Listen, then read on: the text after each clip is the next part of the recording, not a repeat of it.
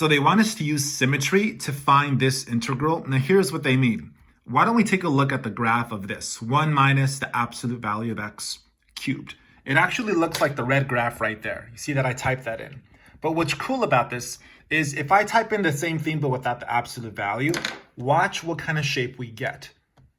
Notice that they are different graphs, but they do agree on everything that is to the right of the y-axis. So what I'm saying is, instead of doing the integral of that one, why don't we do the integral of that one, but then we times it by 2. So just an additional comment to further convince you that symmetry is legit. The graph of the original one looked something like this here. And we wanted the integral to go from -2 to 2.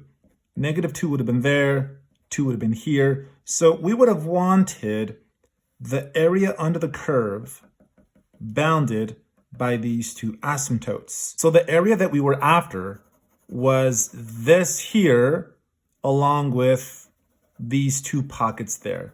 That green area is what we wanted, but we don't know how to integrate this because of the absolute value. So instead what we're going to do is we're going to use 1 minus just a regular x cubed, but instead of -2 to 2, we're going to go from 0 to 2, and we're going to double it with that thingy. Because the graph of this one looks like this.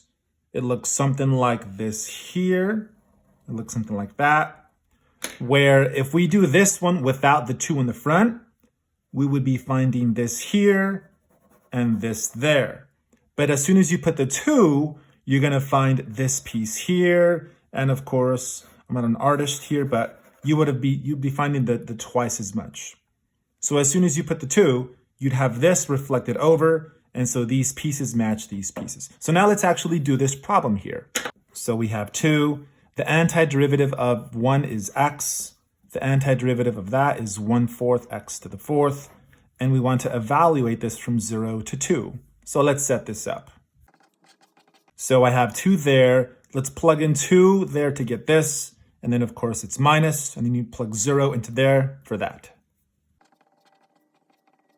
And 0 here, all this just pretty much goes away because it's 0.